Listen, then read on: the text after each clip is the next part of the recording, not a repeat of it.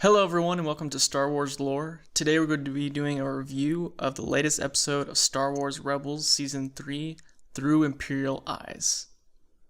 First off, I just want to give a warning. This review will contain spoilers from the episode, so if you don't want to know, look away. What are you looking at, Imperial scum? So the episode starts off in that first person point of view, kind of like a GoPro mounted on Ancient Kallus. And it's really cool because you hear the Imperial siren going off. Battle station, sir! And you think that the episode's gonna go through that motion. And we actually learn later that was the whole purpose of this episode. Its original vision was to be in first person through Agent Kallus's eyes, but got nixed due to the schedule of Star Wars Rebels. We learn that the sirens are going off because a stolen shuttle from the Lothal system, which Agent Kallus's light cruiser is at, is incoming, and they're using the tractor beam to grab the shuttle.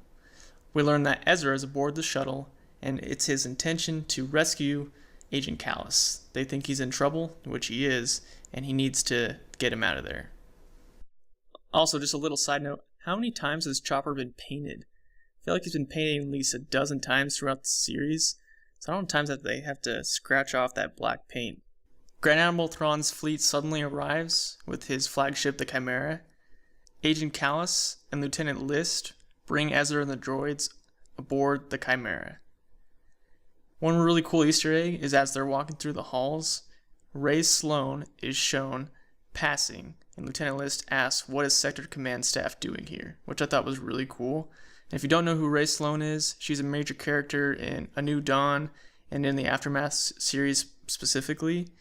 And most likely she will show up in the First Order in Episode 8 of Star Wars. Throughout the episode, Agent Kallus and Ezra have to use code cylinders to go room to room throughout the Star Destroyer. And if you don't know what the code cylinders are, they're those little, they look like lipstick or chapstick kind of things that you put in your pocket.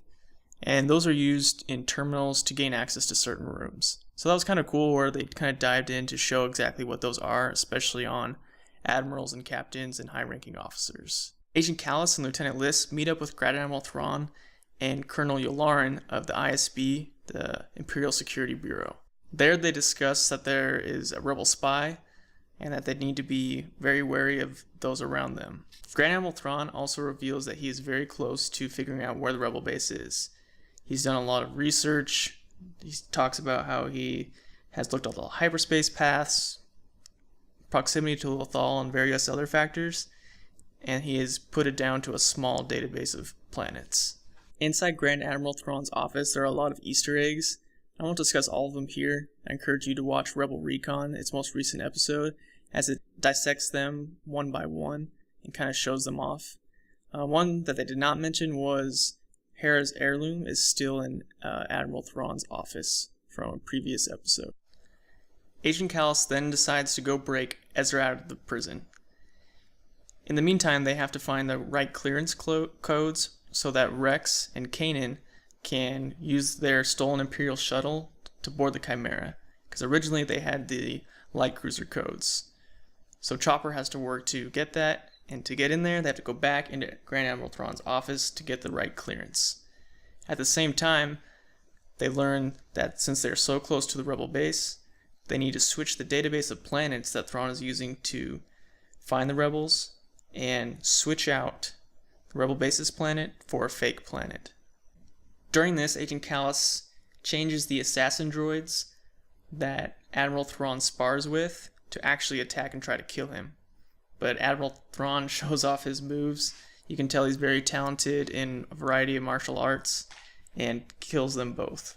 While Thrawn is battling with the droids, Ezra and Chopper and Agent Kallus all try to escape to the shuttle that has now landed on Chimera. Governor Pryce isn't buying any of this, gets to the landing platform, and stuns Kanan. There then is a sparring match between Rex and Governor Pryce, which Rex starts to win, but then Governor Pryce gets a blaster and is about to shoot him, but luckily Lieutenant List comes in handy, thinking that Governor Pryce is actually bad, which he's not, and stuns her. In the end, Agent Kallus actually takes out Lieutenant List tackling him to the ground and arresting him so that the rebels can't escape. Agent Callus has his chance to leave, but decides he can do better if he stays within the Imperial ranks, thinking that now that he's set up Lieutenant List to take the fall, he'll be good to go. The episode ends with Grand Admiral Thrawn and Yularen discussing how perfect it was that everything kind of fell together for Lieutenant List to get set up, even though he's not too competent. And then Grand Admiral Thrawn finally gets the piece of evidence he needs as they bring in Ezra's helmet that he was wearing when he was taken prisoner. He looks at the artwork, the design, the colors, and realizes that it is Sabine's. And then he puts together all the pieces of the puzzle that Agent Callus is Fulcrum. He is the rebel spy. And that's where it leaves off. Overall, I really like this episode to follow Agent Callus for most of the time. It's fun to see the Imperial ranks to get a little bit more of the Empire's perspective. And there was a lot of Easter eggs that was pretty cool. I really enjoyed Grand Admiral Thrawn, see more and more of him. I think to show that he is physically capable as well as mentally capable, just kind of advances him up as a nemesis in this Star Wars Rebels season. This episode raised the tensions between the Empire and the Rebels, ultimately leading to a showdown between the Rebel base and Grand Admiral Thrawn. Obviously, Agent Callus is pretty much screwed at this point, and he will become a pawn for Thrawn, which makes it more exciting. I just think this episode is really well done, a perfect episode that kind of changes the pace from the Darksaber episodes with Sabine, and kind of moves us forward with the next piece of the storyline. I hope you enjoyed this episode review of Star Wars Rebels. Be sure to check out my other videos, subscribe, and follow me on Twitter at Star Wars Lore. See you on the next video.